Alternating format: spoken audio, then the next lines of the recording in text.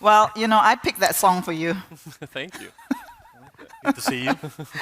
Yeah, I did. So, welcome to WiT. I think it's your first appearance at the WiT stage. Am I right? It is. Fantastic. Okay. All right. So, Greg, we're going to start with Greg because he posted on LinkedIn. This is my sixth WiT. Your sixth WiT? Yeah, I saw some photos of you in the early days, and you look like such a boy then. I know. So is that good or bad? I have definitely aged a lot in this role. All of us have. No, you're. All right, You're okay. You think? You're okay. Yeah, I think so. We're going to talk magic, right? Because in your 20th anniversary, you are celebrating 20th with Expedia as well, which is really interesting. And your team surprised you with Aladdin. There was a photo. You took over a theater in New York. Look at that. Greg's 20 years of magic. We actually just took over the marquee, not the whole theater. But Is that picture 20 years ago? no, it's not 20 years ago. This is a few months ago. Okay, then you're looking good. Yeah. Celebrating. You didn't get that? No, I don't. I'm not into magic. So anyway, Aladdin has this magical lamp, right? Or he rubs it, and then you have to ask for one magical power. So, Greg, if you could rub that lamp and ask the genie for one magical power to take Expedia Group into the next chapter, what would it be? Well, first of all, when you rub it, don't you get 3 wishes? So, just want to check. First of all, happy anniversary to you. Well, thank 20 you. years. I don't have a magic lamp, but you have. So. All right. So, gosh, so many things. I would definitely, if I had 3, I would do money first, probably. Let's be honest. We all would. Money for you, for all of us. Well, yeah, I guess, Okay, for all you. of us. Something with my dog, probably, right? Hoon. And then for Expedia, if I had one wish. As you know, I was here in Asia for 5 years. I now live in London. Alfonso's in Madrid. For me, it would be to really to successfully grow around the world. A lot of what I might wish for, I think we already have. We have I think what we need to succeed and to continue to grow in this next 20. We are an incredible marketplace that has great assets. We have the best supply, we have technology, and we have demand that's quite diverse. We have great brands and Alfonso's B2B business. So, I'm really bullish. I don't know if I had there's lots of things. Okay, so like fuel for global growth, like superpower to grow the global markets. Okay, all right. So Alfonso, I'm gonna give you the lamp as well. But it's empty already, no? It's not But empty. not just for Expedia Group, but for the whole industry. For the whole industry to take off in the next chapter, what would you wish for? Well, many things. I will say the first one will probably be and the most important, to make sure we have a same type of language on our travel ecosystem, which means, and same type of language means having kind of an open technology that we all can benefit, our travelers can benefit, and making sure there is less friction on their journey. So I would say that's okay, so a more open world of technology. Open world. Okay. Yeah. All right. Which is what you're trying to do with your B2B, a lot of partnerships, but we're going to get into that. Okay, so let's talk about the theme of OTAs. Are we getting into the era of rise, fall, or reinvention? Because that question is up in the air, right? So Greg, in the last 20 years, we've seen the rise of OTAs for sure, right? And your second quarter financial results were really, really good. So looking ahead, 20 years, what's next? Will we see decline? Will we see stagnation? Or will we see another acceleration? What do you think? Well, not decline or stagnation. I think the acceleration, it's important to understand what it will take to accelerate. And in 20 years at Expedia, I've seen the 3 phases that you spoke about in your opening. I think we're right on. And Expedia, actually the reason I joined Expedia 20 years ago was because it was really reinventing travel. It was building for the next era. And we were successful through that era, the mobile phone and social, as you talked about. We had to adapt, and we were successful in that era.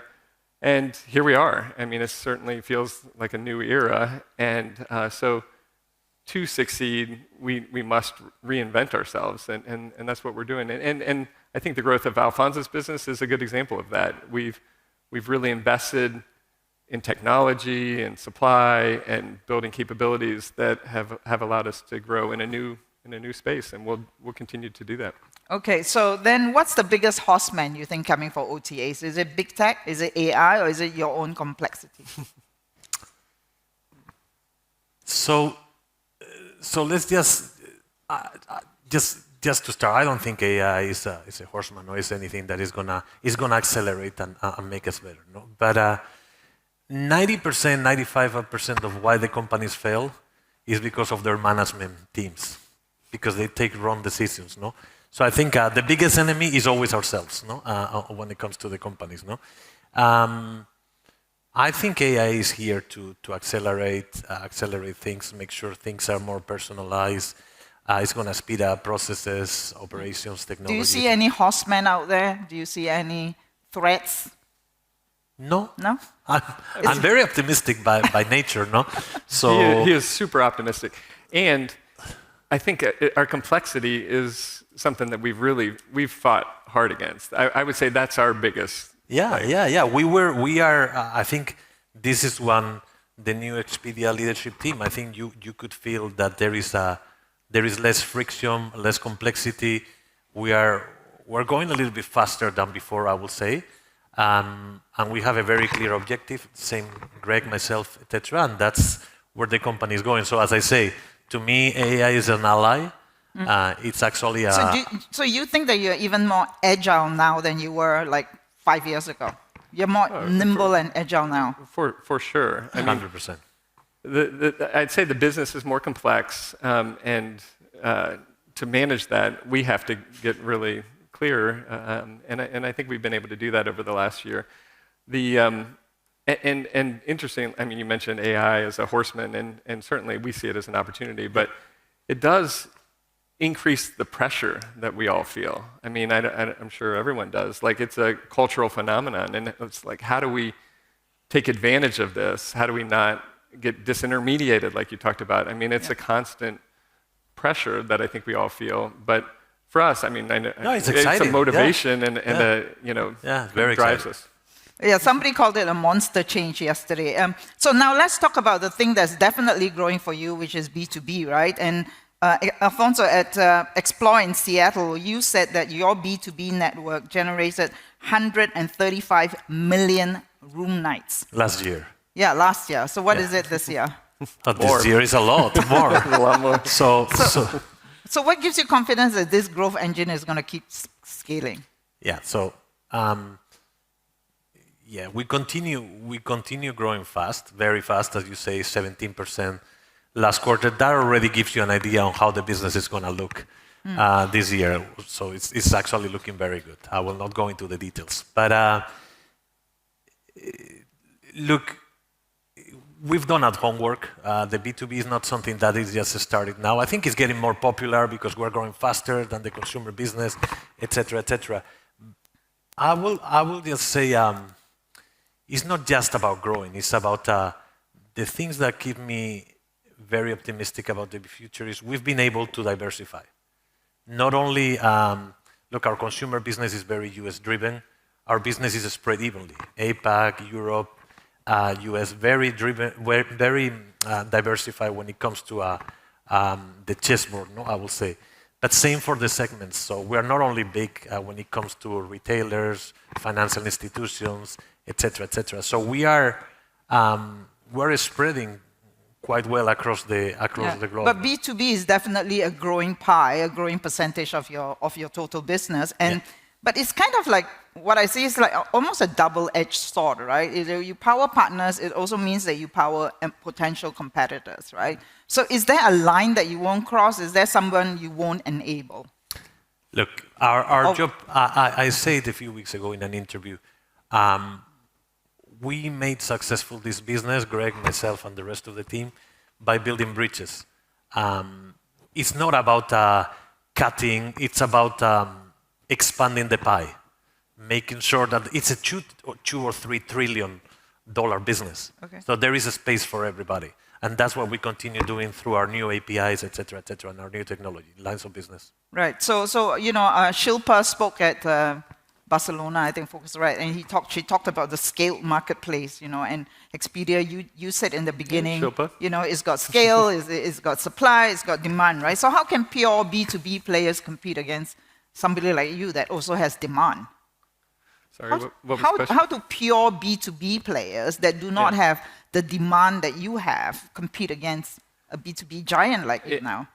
Yeah, and I think the advantage that we have is what I started with, which is that we are a marketplace. And so we are, and it's a reinforcing marketplace that has this great flywheel where our partners, our supply partners benefit because we have these diverse sources of demand, and we can reach travelers that are very difficult to otherwise reach, and find demand that they otherwise wouldn't see.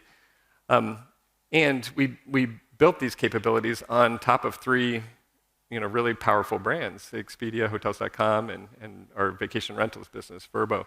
And so I think it is that combination that really makes us unique, and we share learnings across the group to ensure that we're continuing to build those capabilities in the marketplace. All right. So in the opening debate, we had Marcus from Club talking about the winner will be OTAs, but they are essentially very social, right? Because that speaks to the new traveler of the future. So Greg, you oversee Expedia Group advertising, right? And in media, we've seen the sovereign creator rise, Substack, for example, influencers. Yeah. And in travel, power has shifted from brands to individuals, right? So what results are you seeing with Expedia travel shops? Because you are really going all in on social as well. Yeah, and part of it is reaching travelers where they are, and it's like 75% of customers are influenced by what they see on social media when they make their travel decisions. So we certainly are we've always been very active in social media, but now we're doing more advanced things like making it bookable, and we're providing tools to creators that allow them to talk about their travel and then post and keep a store essentially that allows them to make the itinerary bookable to their So are you followers. Seeing conversions on that channel now? Yeah, no, it's growing really well. It's all over the world. We have, including here in Asia, and we've had good uptake of that. We're trying in our idea of moving fast. We're trying a lot of things. We did that, travel shops. We're also partnering with Instagram on a product that allows you to, if you see a video on Instagram Reels, you can forward it to to the Expedia Group Instagram handle, and it will create a bookable itinerary for you based on what's in the video using AI. Okay. All right, so now let's talk about Asia. You held an event in Bangkok just last week, and I was reading that you called Asia not only a growth engine, but a laboratory of innovation, right? So, Alfonso, let's talk about growth. China and India. You signed partnerships with Make My Trip and Trip.com, right? A long time ago. A long time ago, right? So what's your playbook in Asia for the next 20 years? Is it more B2B, or is it you're going to It's a combination. So think about APAC. So what is the percentage or number of middle class in the US is 170, 180 million people. You know how big that is in APAC? It's 3.5 billion by 2030, 3.5 billion. So the demand is going to come from APAC. So you guys have the demand, that's for sure, and it's going to increase and increase and increase. What I was saying to you about Ctrip or Trip.com and Make My Trip, those guys are partners, they are colleagues. We've been working with them already for many, many years. And what we do is what we do with everybody else. We provide them with our technology, with our marketing, whatever they need, we're there to help them. So we will continue doing that for many, many years. Are you going to invest more in building out your brand here, though, brand building?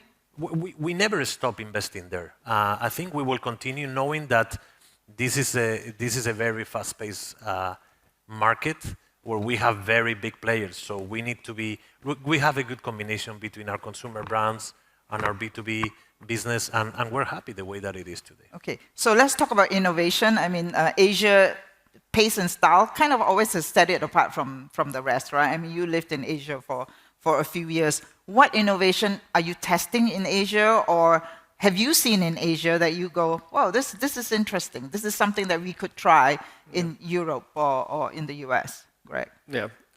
Well, first, with our brands, I would say the big advantage that Expedia has always had is we've been a global platform. And that allows us to make large investments in technology and really build, I think, a leading product. But that's a global product. And then the challenge for us is how do you win locally with a global platform?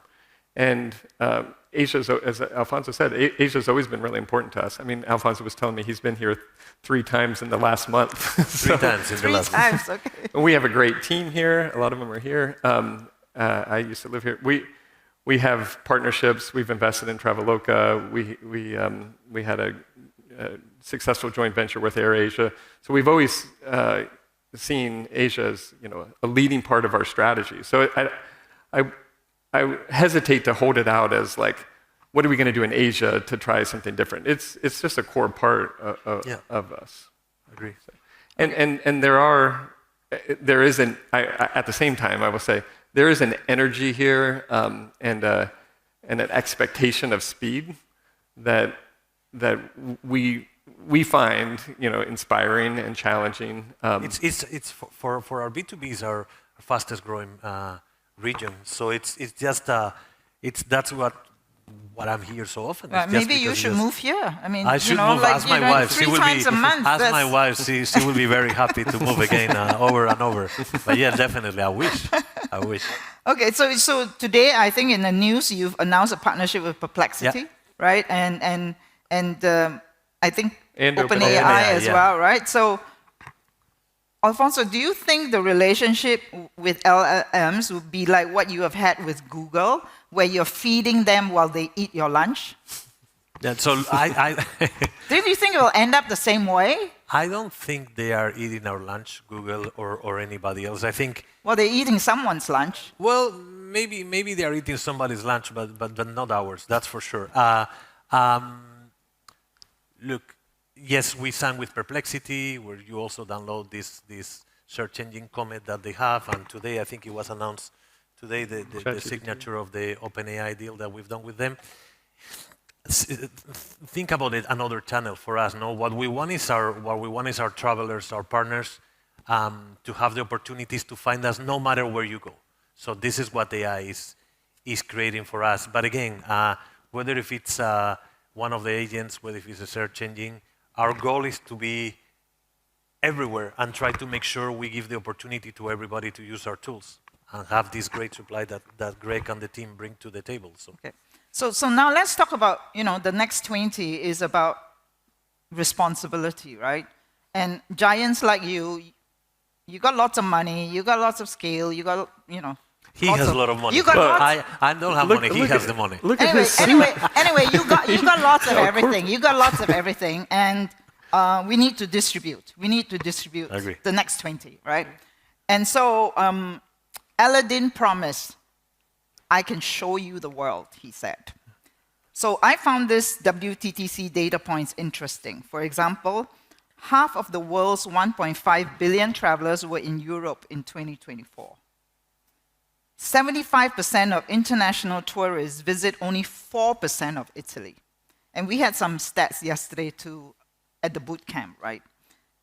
Calling it over-tourism to me does the issue injustice because there are many, many spots that are not getting tourism. So how can a group like yours, with your scale, show travelers more of the world and really spread tourism benefits? Yeah. No, I think you said it really, really well. And I think, by the way, I think there were 1.5 billion people in London last summer living there. It's incredible. The congestion in certain places at certain times is not good for the destination, but it's not good for travel and tourism. But to your point, that's not a structural problem. That's an opportunity for us as an industry to disperse travelers because they're amazing destinations. And I have shared before, and I think it's true. Don't check me on this, but 80% of the travelers go to 10% of the destinations. And if it's not exactly true, it's something like that. And Expedia, I mean, we've worked hard to highlight alternative destinations. We work closely with destination management organizations to disperse travelers. And last year we had we published an annual trends report every year, and one of the trends was these detour destinations. So if you're thinking of going to Phuket, you might want to go to Krabi, or there's always going to be a draw to see the Eiffel Tower in Paris, but you really should explore other parts of France. Yeah, agree.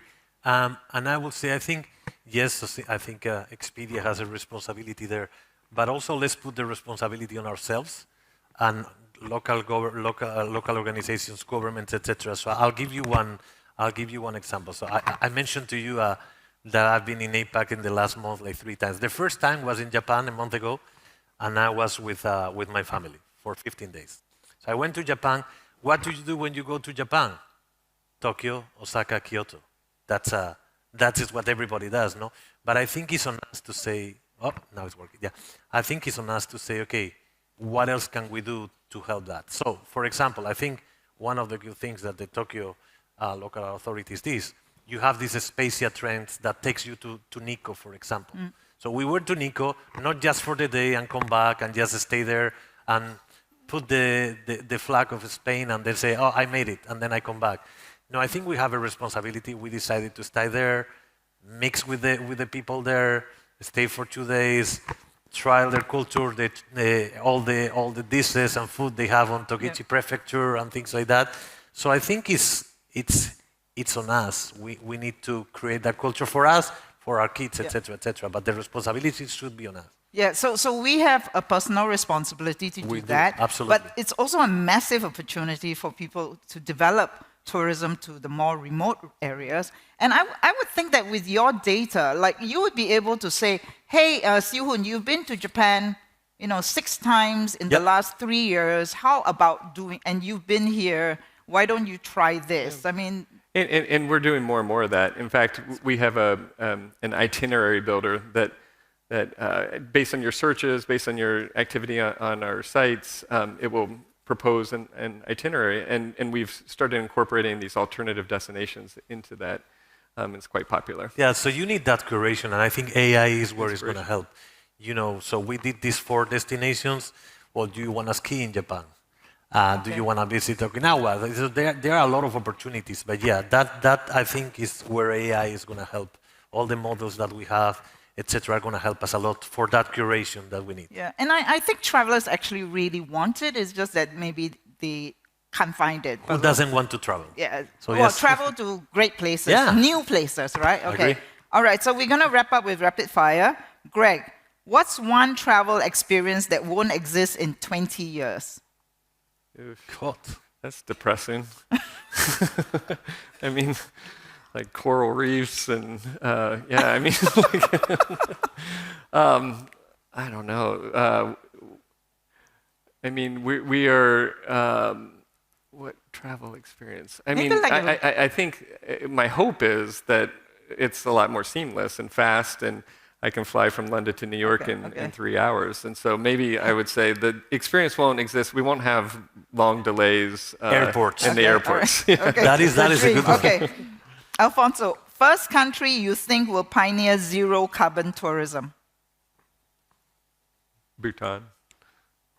I have no idea. Bhutan? Costa Rica? I don't know. China? No. Don't know. Spain?